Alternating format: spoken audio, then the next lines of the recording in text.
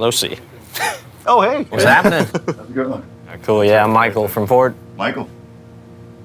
When I opened the sounds, immediately, I could feel that there was a mood in this. Like, you're really thinking about the well-being of the driver. No, it's been a new project, a new way of collaborating and thinking. Since you were going electric, you had to kind of live up to that name and the brand. Yeah, absolutely. Mustang sound has been such a part of that heritage. We didn't want to just let that go.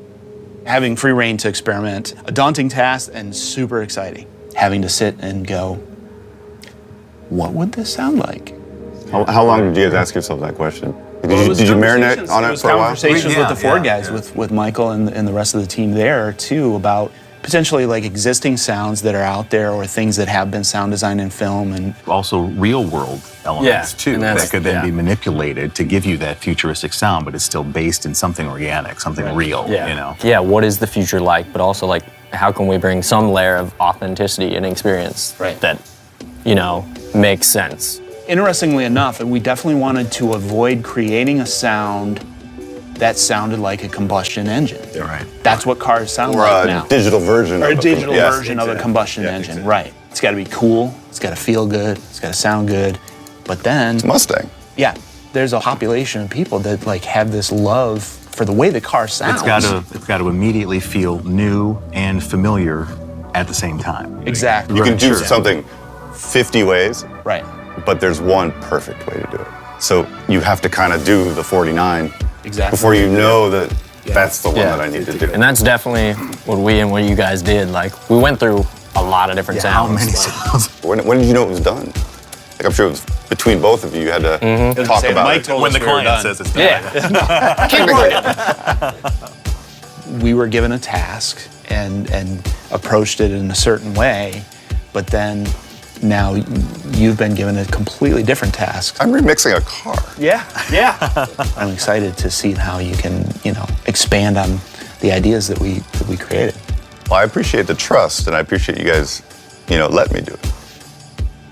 Now it's time for me to take everything I learned and see what happens.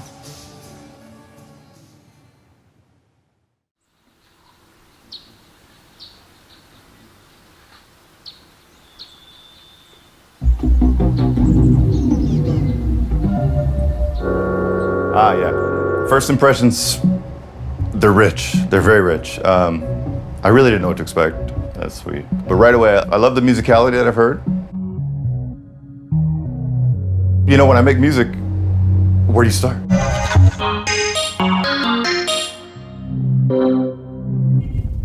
Ooh, that's nice and bassy.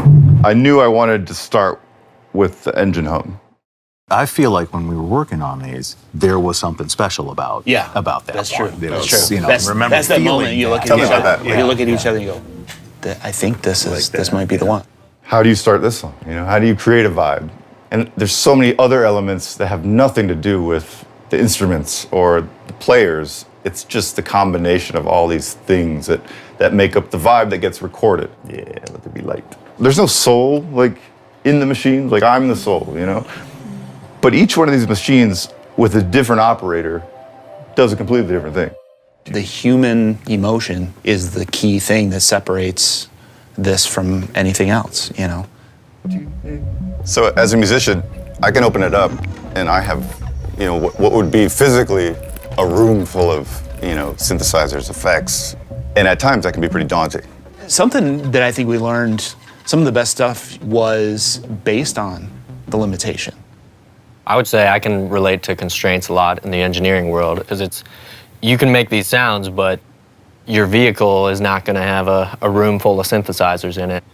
As I learned at the round table, the Mustang Mach E has 3 drive modes, which kind of gave me some guidance for the lyric writing. Feeling constant propulsion. So that starts with whisper mode.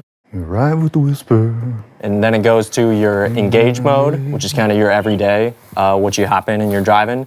But then there's the unbridled mode, which really steps it up to a new level of experience. And that's where the sound's been tailored to each of those drive experiences. Whisper, engaged, unbridled. Different driving styles, different moods, different propulsion, different aggression, or lack thereof. Kind of gives me a starting point to framework where I'm gonna go with the lyric. I am a new breed, yeah, I am a new breed. decided to call the song New Breed. You know, the lyric came up right away. You know, Mustang, electric, it's a new thing. It's a new breed. You might arrive with the whisper.